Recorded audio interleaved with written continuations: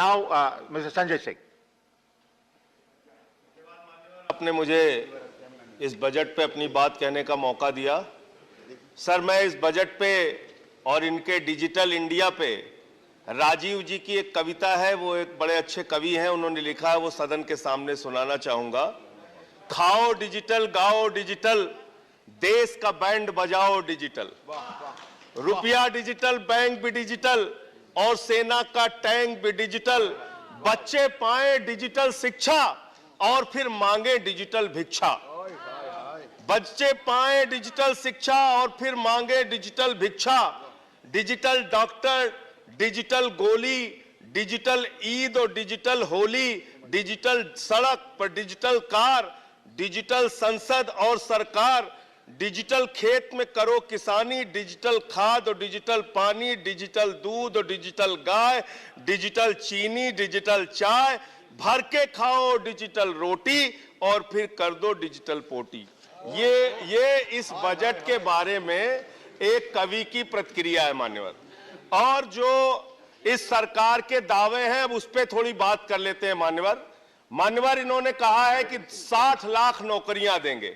मैं पूछना चाहता हूं, आपने तो स्वयं स्वीकार कर लिया, पहले तो आप 2-2 करोड़ करके लोगों को मूर्ख बनाते रहे और अब आप खुद स्वीकार कर रहे हैं कि 2 करोड़ आपके बस की नहीं है। अब आप 60 लाख नौकरियां देने की बात कह रहे हैं। और आप नौकरियां कैसे दे रहे हैं नौजवानों को मान्यवर?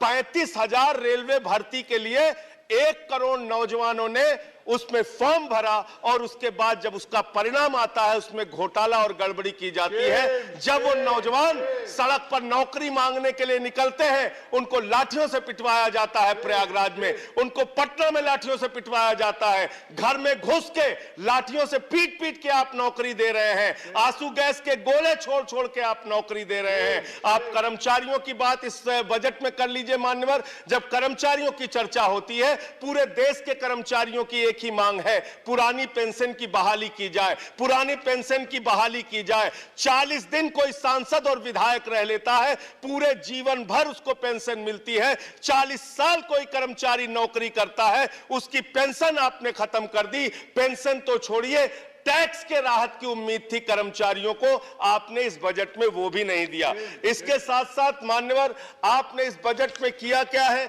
22 तक सबको घर देने की आपकी योजना थी, वो 22 तक घर देने की योजना भी पूरी तरीके से जमीन पर उतर के नहीं आई, वो भी फेल साबित हुई। जब आपसे पूछा जाता है सरकार की उपलब्धि क्या है, सरकार की आमदनी क्या है, आप सीना ठोक के कहते हैं अरे हमने तो आमदनी बढ़ा दी, देश का एयरपोर्ट बेच दिया। फिर आपसे पूछा जाता है कुछ आमदनी बढ़ी क्या सरकार की, कहते हैं हाँ हाँ बिल्कुल बढ़ा दी, steel authority of India limited बेच दिया, कोल इंडिया बेच दिया, बीपीसीएल बेच दिया, एलआईसी बेच दिया, बैंक बेच दिया, पोर्ट बेच दिया, सब कुछ बेचने का काम किया। ये आपका मेक इन इंडिया है, ये आपका डिजिटल इंडिया है। मानवर, मैं खत्म कर रहा हूं मानवर, मैं मनरेगा की आप बड़ी पीठ थपथपाते हैं अपनी, मनरेगा की चर्चा बहुत होती है, मनरेगा का बजट आपने खत्म कर दिया, खाद की सब्सिडी आपने कम कर दी। इसका मतलब जो गरीबों को अन्न देने की योजना है वो भी योजना एकमात्र आपकी दिखावा है और मार्च के बाद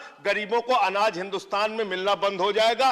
अंत में आपके माध्यम से एक ही सरकार से अनुरोध करना चाहूंगा कि अपना ध्यान देश की तरक्की पर लगाइए, देश को आगे बढ़ाने पर लगाइए।